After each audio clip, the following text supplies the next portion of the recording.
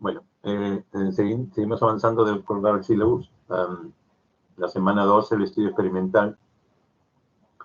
Vamos a ir revisando todos los tipos de estudio.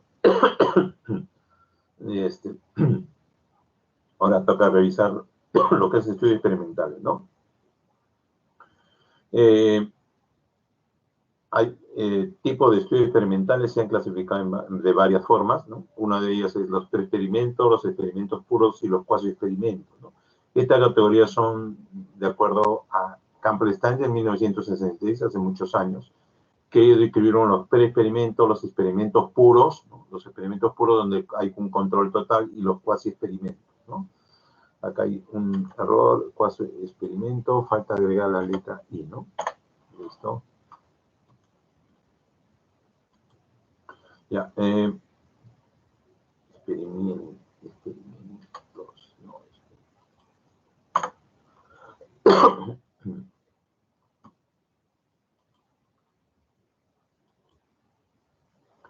El preexperimento, ¿a qué se refiere, no? En que su grado de control es mínimo, estudio de caso con una sola medición, ¿no? El diseño es básicamente hacer una preprueba y una postprueba con un solo grupo de personas, ¿no? Por ejemplo, les pongo un ejemplo, vamos a ver el efecto antihipertensivo del captopril, ¿no? Entonces, escogemos 10 personas, antes de darle el medicamento, tomamos la presión, luego le damos captopril, y después de media hora le volvemos a tomar la presión. Pero es un solo grupo, ¿no? Un solo grupo donde estamos haciendo una intervención, le estamos dando un fármaco. Este estudio es preexperimento, ¿no? No existe grupo de control, ¿no? Entonces acá, por lo tanto, el control es mínimo, ¿no?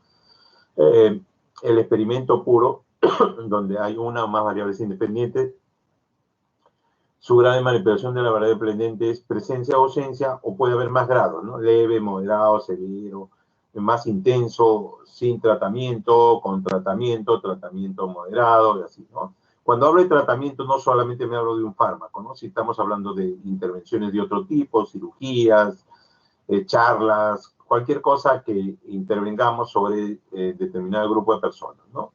O determinado grupo de bacterias, de animalitos, puede ser, ¿no? Entonces, para esto vamos a medir el efecto que la variable independiente tiene sobre la variable dependiente, ¿no? El control o validez interna de la expresión experimental, tiene que haber varios grupos de comparación, 2 como mínimo, ¿no? Y tiene que haber equivalencia en ambos grupos para obtener solamente los resultados debido al efecto de la intervención, ¿no? En este caso puede ser un fármaco, ¿no? Excepto por la manipulación de las variables independientes. Cuando hablo de las variables independientes, estoy hablando de la intervención, ¿no? Tiene que haber una equivalencia inicial en todos los grupos que van a participar, puede ser la misma edad, el mismo sexo, ¿no? O de repente el mismo peso, ¿no? Y luego viene el asignamiento al azar y el emparejamiento, si es que es necesario, para controlar cualquier tipo de sesgo, ¿no? Ese es el experimento puro, donde hay totalmente control, ¿no? Y hay los diseños cuasi experimentales, ¿no? La diferencia del anterior es que hay grupos también, pero no son asignados aleatoriamente o al azar, ¿no? Ni a los grupos, ni emparejados tampoco, ¿no? Acá hay dos sistemas de controlar, el azar es asignando al azar y emparejamiento, ¿no? En ambos en los cuasi experimentales no existe ninguno de estos dos tipos de control, ¿no? En realidad, son intactos, la razón por la que surgen en la manera como se formaron son independientes, ¿no? Este experimento. Por ejemplo, 3 grupos de escolares formados previamente por horarios de trabajo, ¿no? Matutino, vespertino y nocturno, ¿no? Entonces, tenemos 3 grupos de trabajo, ¿no? Y están formados previamente, antes de hacer la intervención, ¿no? Entonces, ya tenemos 3 grupos. Esos son los cuasi experimentales, ¿no? Puede ser con diseño post-prueba, únicamente grupos intactos, con diseño con pre-prueba y post-prueba de grupos intactos, uno de ellos de control, y diseño cuasi experimentales en series cronológicas a través del tiempo, ¿no? Ya esta es una variedad que también lo pueden tener los estudios experimento puro, excepto en solamente grupo intacto, ¿no? Entonces, hay toda una variedad de los cuasi experimentales, ¿no? En los grupos que ya están hechos. Por ejemplo, puede ser, hay grupos que no se pueden dividir y están divididos previo a la aleatorización, ¿no? Tipo de estudio, de acuerdo a epidemiología, ¿no? Tenemos los ensayos clínicos, tenemos los ensayos de campo y los ensayos comunitarios, ¿no? Los ensayos clínicos, hay estudios preclínicos, ensayos preclínicos, y cuando hablamos de preclínicos, básicamente estos estudios son en seres humanos, ¿no? Los preclínicos son estudios en animales, bacterias, a eso se refiere con preclínico, ¿no? Los ensayos clínicos son los que se hacen con pacientes, ¿no? Son enfermos, ojo, son pacientes, y es el único diseño de investigación capaz, o el más intenso, que tiene más capacidad de comprobar hipótesis causales, ¿no? Luego tenemos los ensayos de campo, ¿no? También se denominan prueba de campo o field trial, ¿no? Las intervenciones medidas en prevención, básicamente se usan en prevención primaria, ¿no? O los programas de cribaje, o cuando hablo de programas de cribaje, por ejemplo, estamos hablando de tamizaje, ¿no? O de decir, se hace a toda la población. Por ejemplo, una prueba de tamizaje es el Papa Nicolau, ¿no? Otra prueba de tamizaje es lo que se hace al recién nacido tomándole una muestra para enfermedades de baja prevalencia. Todo recién nacido se hace, ¿no?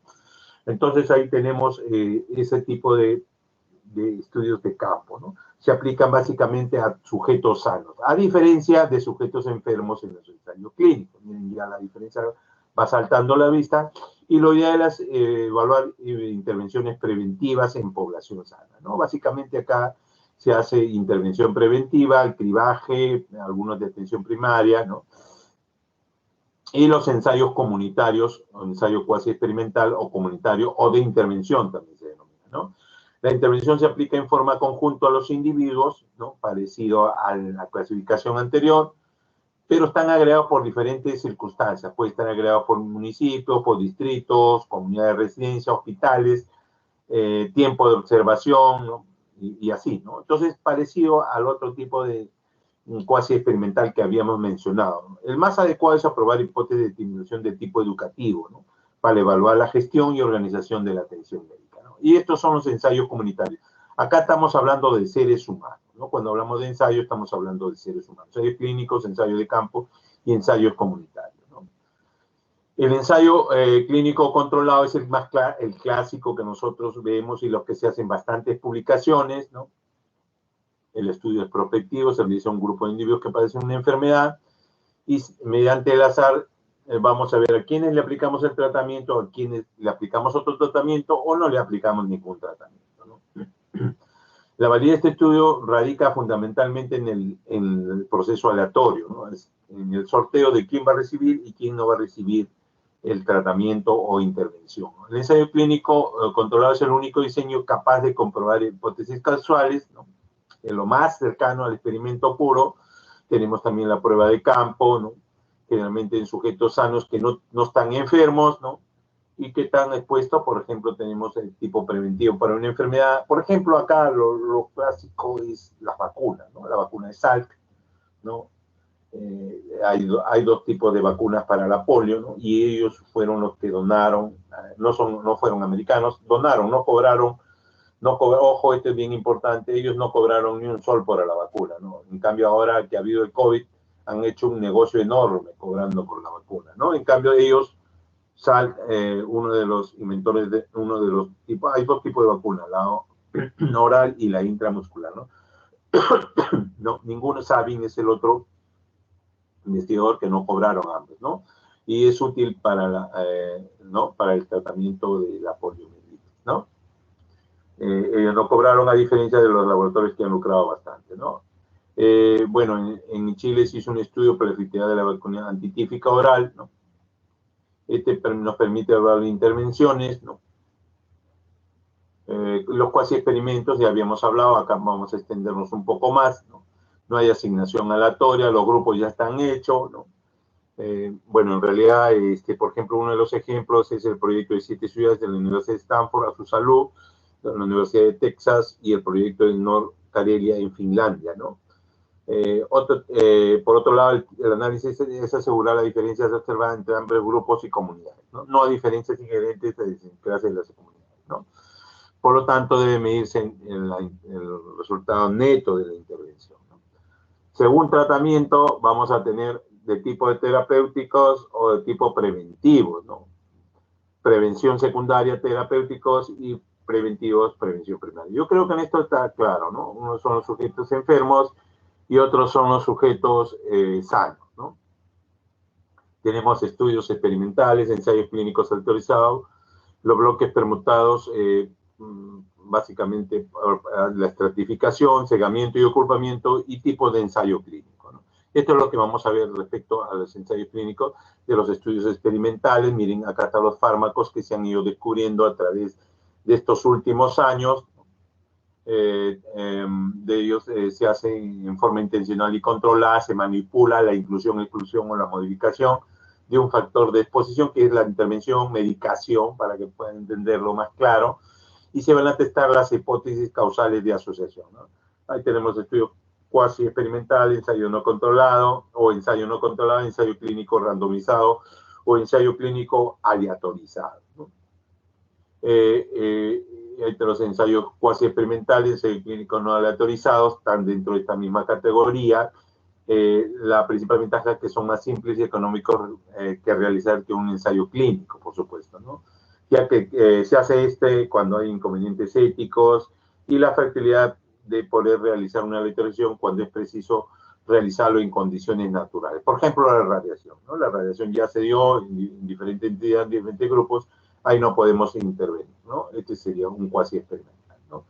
Ensayo, a veces hay un único grupo, ¿no? Donde se le hace seguimiento, hay hipótesis de cualquier mejora de una población, luego el tratamiento será el resultado de tratamiento o intervención. Se utilizan para grupos de laboratorio clínico cuando hay impedimentos éticos de no poder experimentar con otras personas, ¿no? Para hacer un experimental. ¿Qué ventajas tienen estos estudios cuasi experimentales y desventajas, ¿no? Son muy prácticos y factibles, permiten un nivel aceptable de generalización, facilitan estudios cuando los experimentales no es posible la autorización, limitaciones para formular inferencias o asociaciones causales consistentes. La desventaja, inconvenientes por el poco control que se puede efectuar sobre ciertas variables que podrían distorsionar los resultados, ¿no? La realidad tal cual no es totalmente reproducible en el experimento, ¿no? Algunos experimentos naturales resultan siendo cuasi experimentos, ¿no? Por ejemplo, vino una radiación natural del sol, ¿no? Entonces ahí es y algunas personas se pusieron mientras que otros no, ¿no? Ahí hay un tipo experimental y corresponde a los cuasi experimentales, ¿no? Aunque muchas veces podrían considerarse un estudio observacional, ¿no? Ya que la intervención lo ha hecho la naturaleza, ¿no? Y acá tenemos el ejemplo, no hay asignación aleatoria, ¿no? Se observa algún indicador, estado del sistema, se introduce la modificación, y la segunda observación buscando la modificación del sistema, ¿no? Hay diferencia entre la primera y segunda observación, permite detectar modificaciones del sistema de tal forma que la primera funciona como control, ¿no? Por ejemplo, está publicada en British Journal en el 2011, ¿no? Que se publicó, ¿no? Miren, la paracaídas usada para prevenir la muerte y mayor trampa relacionado con los cambios gravitacionales, un estudio sistemático randomizado de estudios clínicos, ¿no? ¿No? Y ahí se tiene este ejemplo, ¿no? Estudios de intervención no autorizados son necesarios cuando es imposible hacer un ensayo clínico controlado. Es analizar la efectividad en condiciones de práctica clínica real cuando se busca evaluar el costo-efectividad de una intervención terapéutica, y es cadena causal del efecto de una intervención muy compleja, ¿no? Generalmente hay una lista de comprobación TREN, ello implica estudios aleatorizados, ¿no? Y tenemos los ensayos clínicos aleatorizados, ¿no? Este es lo más clásico, ECA se denomina, ¿no? Busca determinar la efectividad de una intervención, compara, por ejemplo, un fármaco, un placebo, o un fármaco contra otro, un nuevo tratamiento con un tratamiento estándar, una intervención quirúrgica versus un tratamiento médico, ¿no? Cirugía versus trasplantes, ¿no? Tienen dos características, básicamente, ¿no? Los investigadores tienen control sobre el factor de estudio, es decir, deciden qué tratamiento, con qué pauta, durante cuánto tiempo, Y la segunda característica es que tiene que ser aleatoria, ¿no? Esa es la segunda característica. Tenemos el esquema de ensayo simple, grupo de tratamiento y grupo control. Grupo de tratamiento y el grupo control, tenemos el resultado y vamos a evaluar cada uno de ellos, ¿no? Se hace la autorización, tenemos el grupo experimental y otro tratamiento, placebo o grupo control. En la autorización de estos estudios, ¿no? Ya hemos recibido bastante información sobre esto, ¿no? Porque aleatorizar, en realidad aleatorizar es bastante importante para que sean los grupos que sean comparables, ¿no? Es básicamente al azar, ¿no? Y nos permite llegar a cierto grado de certeza, ¿no? Evitar, con esto se reduce al mínimo los sesgos, ¿no? Puede reducir de manera importante los sesgos de selección. La meta es asegurar una distribución igual de las variables y prevé sólidas bases para una estadística inferencial, ¿no? Que la generación, ¿cómo se genera la distribución? Arrojar una moneda, una carta de barajas, una tabla de números aleatorios y un software informático que le va a dar números aleatorios, ¿no? La asignación casi aleatoria es el próximo paciente. Tenemos un paciente caso y el próximo paciente es el control. La fecha de nacimiento, ¿no? El día de la semana, el número de historia clínica, el número par, impar, ¿no? Ese es casi aleatoria, no es aleatoria. Estos son aleatorios y el otro es casi aleatorio, ¿no? ¿Qué requerimientos para la aleatorización? Básicamente, para estar bien los documentos, es reproducible, los mecanismos para detectar desviaciones en el orden de asignación, el personal envuelto en el proceso de aleatorización no debe intervenir en el reclutamiento. ¿Qué propiedades tiene? Elimina el sesgo de selección, previene la aparición de variables confusoras, provee grupos de estudios donde las variables pronósticas conocidas y desconocidas se distribuyen al azar en ambos grupos, ¿no? Por lo tanto, miren, ojo, esto es bien importante. Provee base estadística para pruebas de significación, ¿no? Es decir, de acá se aplican las pruebas estadísticas, la autorización es importante, si no se ha actualizado, la prueba estadística puede fallar, ¿no? Elimina el efecto temporal de los controles históricos. Miren, tenemos las técnicas de autorización, bloques permutados, ¿no? La secuencia de locación es A, B, A, B, A, ¿no? Este grupo, esta secuencia es construida usando una computadora para lanzar una moneda, los bloques permutados aleatorios o BPAs es un método alternativo que asegura que el desbalance nunca será sustancial, ¿no? Estos son los bloques aleatorios, bloques permutados aleatorios, ¿no? El bloque permutados aleatorios, miren, se agrupan en grupos de 4 de la siguiente manera, miren, cada uno es diferente, ¿no? Miren, en forma, ¿no? Esta secuencia puede tener más de 2 fuera del balance, deben estar en balance exacto, ¿no? En los pacientes que han sido reclutados, y los bloques permutados aleatorios son una medida predecible. Para evitar esto, se varía a lo largo del bloque en forma aleatoria y se usan bloques de 6 o 4. ¿Es suficiente igual a los números? No, no. Debe haber un desbalance entre los factores pronósticos importantes. No. Puede ser 2 grupos, uno del grupo de 15 y otro de 14. ¿No? Se puede estratificar el reclutamiento respecto a la edad. Se usa una secuencia de locación para cada diferente estrato, ¿no? La estratificación también permite que los bloques permutados aleatorios hay sin estratificación o la estratificación por los bloques permutados aleatorios y una secuencia de locación separada para cada estrato. Entonces va a ir cada dato, la minimización, ¿no? Más complicada al principio, menos complicada en la práctica porque lo usa una computadora útil cuando hay muchos factores pronósticos, ¿no? Técnicas para controlar el sesgo en ensayos clínicos, el ciego, es otra de las maneras de controlar los sesgos, ¿no? Deben ser cegados, ¿no? Y los métodos básicamente va a ser ciego simple, ciego doble y ciego triple, ¿no? Ciego simple, básicamente no saben qué tratamiento están dando, doble, el que administra, y tercero, el que analiza, ¿no? El triple, ¿no? Técnica de ciego, ciego simple, ciego doble o doble anonimato, ciego triple o triple anonimato, ¿no? Esta es la técnica del ciego. Básicamente, en muchos ensayos se realizan evaluaciones y auditorías del transcurso del experimento para detectar violaciones al protocolo no reportadas, para alternación de datos o resultados, y necesidad de romper el ciego y detener el estudio, ¿no? Cuando no se ve buenos resultados, se rompe el ciego y para ver qué está pasando, ¿no? Ocultamiento de la asignación, una serie de medidas o precauciones que se toman con el fin que a lo largo del estudio, bien el paciente, el médico analista, ambos desconozcan la asignación de los tratamientos, ¿no? Sí, para eso es el ciego, ¿no? Este proceso es utilizado para evitar el conocimiento previo de la asignación de los pacientes y puedan ser evaluados, ¿no?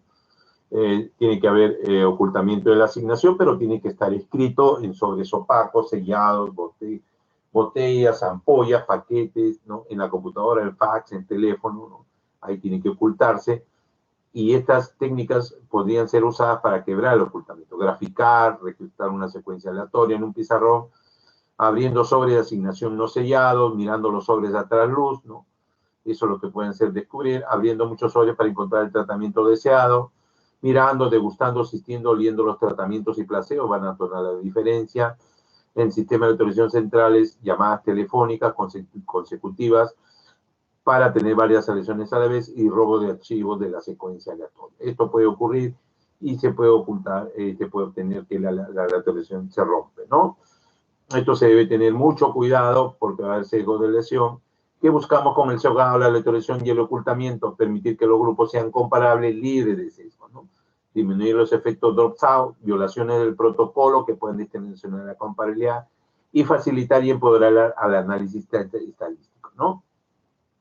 Los tipos de ensayos clínicos aleatorios, tenemos ensayos clínicos terapéuticos de intervención y de ensayos clínicos preventivos o profilácticos, ¿no? Eso es ya básicamente es otro tipo de clasificación ya de los propios ensayos clínicos. Fase de investigación, tenemos la fase preclínica que les mencionaba.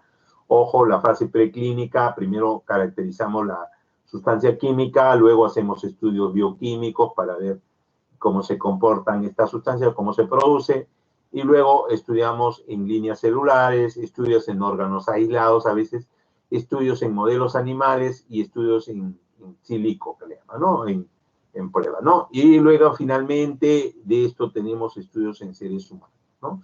Ya que es la fase clínica, ¿no? Tenemos una fase preclínica de un nuevo fármaco y luego tenemos la fase clínica, ¿no? Los estudios preclínicos, básicamente para ver la actividad farmacológica en modelos animales, donde vamos a ver la farmacocinética, farmacodinámica y metabolismo del fármaco, vamos a ver la toxicología, toxicidad de dosis única, múltiples, inclusive vamos a ver la genotoxicidad, puede haber toxicidad genética, podemos ver la farmacología de seguridad, básicamente efectos cardiovasculares, respiratorios y del sistema nervioso central, toxicidad reproductiva también se puede ver, ¿no? Inmunotoxicidad y vemos la tolerancia local, ¿no? La tendencia actual es estos estudios en animales, ¿no? Portes en vivo debidamente validados, ¿no? Toxicidad en la cultura en el cultivo de células, ¿no? Y una completa evaluación técnica no puede prescindir de estos test aún en los animales, ¿no? Hay una autorización para iniciar la fase clínica de las nuevas drogas. Estos son los requerimientos antes de iniciar una nueva droga, un plan general de investigación, el folleto de investigador, los protocolos, los resultados de la fase preclínica, que son datos químicos, datos farmacológicos y datos toxicológicos. No debemos, no, a veces los chicos intentan introducir un nuevo vegetal y obviando estos pasos, pero estos son los pasos como debieran hacerse, ¿no? Tenemos las 4 fases, ¿no? La fase 1 para medir la seguridad y eficacia, la fase 2 para definir la dosis y la efectividad, fase 3 que se vería la seguridad y eficacia, miren, y la fase 4 cuando ya sale a la venta, que es la farmacovigilancia. Ya el producto se distribuye y podemos tenerlo bien o mal, ¿no? Fase 1, más o menos de corto plazo, de entre 20 y 80 sujetos sanos, ¿no? Para establecer la seguridad y tolerancia del fármaco en seres humanos, que se define en la base 1 los efectos fisiológicos, la farmacocinética, la biodisponibilidad, la bioequivalencia, ahí tienen que ver los genéricos, y el metabolismo del fármaco, ¿no? Tenemos estudios de dosis única o ascendentes, estudios de dosis máxima para predecir concentraciones plasmáticas o el crecimiento o producir las reacciones adversas, ¿no? Información que se obtiene en la fase 1 es la seguridad, los signos vitales, pruebas cognitivas, memoria, reacción, capacidades aritméticas, concentraciones plasmáticas y séricas, concentraciones. Ejemplo, estudiar la farmacocinética de una sólida determinada droga en sujetos normales, ¿no? Para lograr, el sujeto debe ser internado en un centro clínico y vigilado de acuerdo al protocolo, ¿no? La fase 2 es básicamente de algunos meses de duración. Miren, y acá un poco más de gente se necesita, de 100 a 300 sujetos. Se usan pacientes del mal que se requiere curar, ya enfermos, ¿no? Es definir la dosis en pacientes, establecer la efectividad de un fármaco en una población o enfermedades específicas. Característica de la fase 2, estos estudios son los primeros en usar en pacientes, ¿no?, en que va dirigido. Básicamente lo que se define para esta función es la seguridad, la eficacia del efecto farmacológico, la farmacocinética, la biodisponibilidad, interacciones fármaco-enfermedad, las interacciones entre diferentes fármacos y la eficacia de diferentes dosis, ¿no? ¿Qué información se busca? Respuesta a la dosis del fármaco, la tolerancia, las reacciones adversas y la eficacia versus placebo o contra otros fármacos, ¿no? Un ejemplo es la seguridad y eficacia de 1 miligramo por kilo versus 2 miligramos, ¿no? Ese es un ejemplo, un estudio doble ciego para disminuir los ataques de Wood-Diana, ¿no? Luego tenemos la fase 3, que es en paralelo a un tratamiento anticipado, puede durar varios años para las enfermedades crónicas.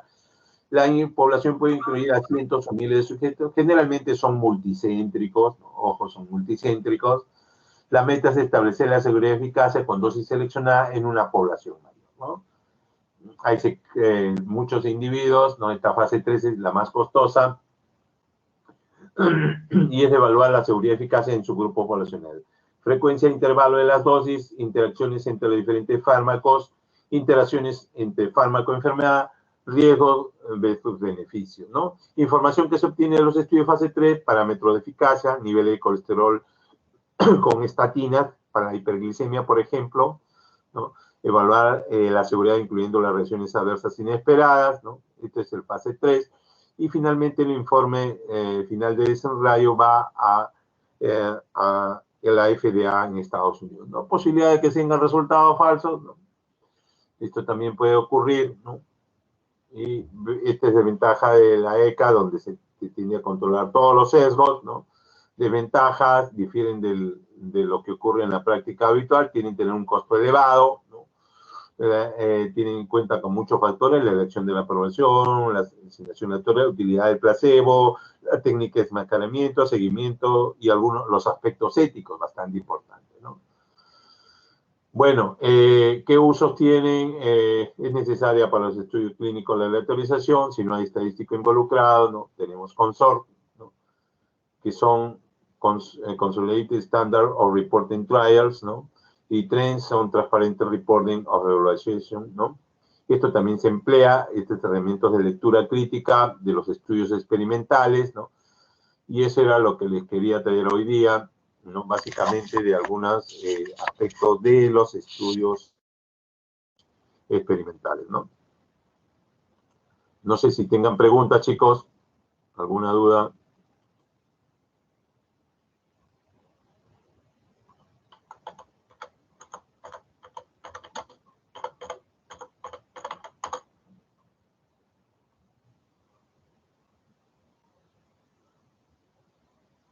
Las clases las vamos a estar subiendo para que las tengan a la mano. ¿Alguien? ¿Algún aporte? ¿Alguna pregunta?